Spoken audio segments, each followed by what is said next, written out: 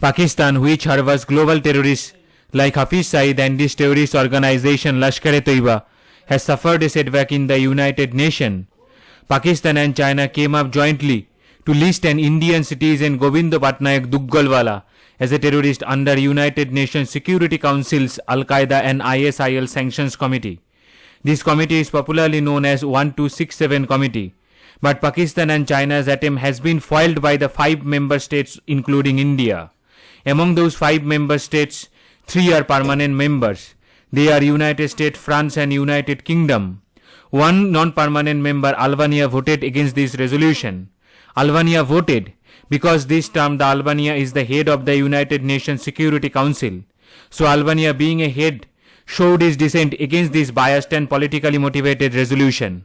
Through this resolution, Pakistan and China tried to humiliate India on the world stage. But the staged event boomerang against Pakistan and China. For this event, Pakistan is not only bearing the bag of utter embarrassment, China is also sailing with Pakistan. This was a blatant attempt to take revenge against India and the US resolution, through which India and the US tried to put a real Pakistani terrorist, Abdul Rehman Makki, under 1267 Committee 5 days ago. In case of US and the India resolution, China used a trick to save a real terrorist by using technical hold. But because of today's event, the real supporter of the terrorism has been exposed in front of the world, which is China and Pakistan. Pakistan is a terrorist nation. They use terrorism as their state policy to bully developed nations including United States and European Union nation. Pakistan is the home of the 81 designated terrorist organizations. Among them 45 are highly active and 36 are in dormant stage. Among those 45 terrorist organizations, 12 are United Nations designated terrorist organizations. And those terrorist organizations are wreaking havoc in every corner of the globe. Because any kind of terrorist act happened in any part of the world, it always finds its link to Pakistan. China, being a bully, adopted to counter terrorism high-handedly in and around the world. But a nation who speaks differently and preach differently will always have conflicted view on terrorism. China's state policy of counter-terrorism is only against the East Turkestan Uyghur population. China is killing Uyghur in the name of counter-terrorism. China is running camps like Nazis. The same way Nazis runs camp against the Jewish population to eliminate the Jewish from the face of the earth.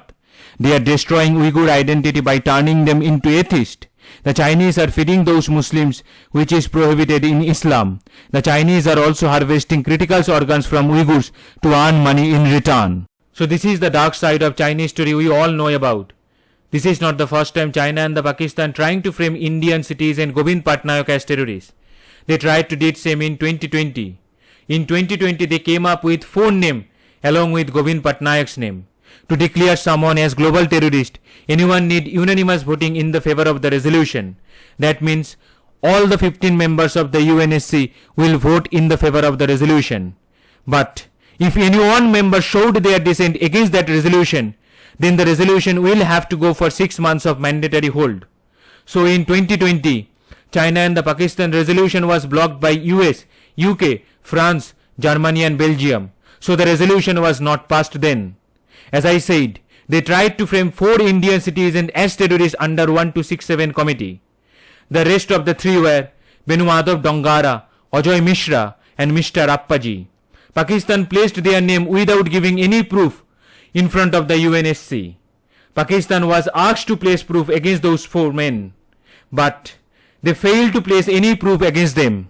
I think all of you have noticed one thing, which is Russia is nowhere to see in this blockade. Russia did not object against any of these 2 politically motivated resolutions. But what is the reason or the motive of the Russia? We are seeing a tectonic shift in Russia's move. Russia is slowly but steadily moving into the bag of the Chinese. Even in this situation, when Ukraine war is going on, China stood firm on the side of Russia without any hesitation. China is also buying plenty of raw materials from Russia, including crude oil and coal. China is trying to mend their historic blunder, what they made in 1960s, by attacking Russia over the border issue. That is why Russia is not standing with or going against China when the India is involved. For Russia, India is still an important nation.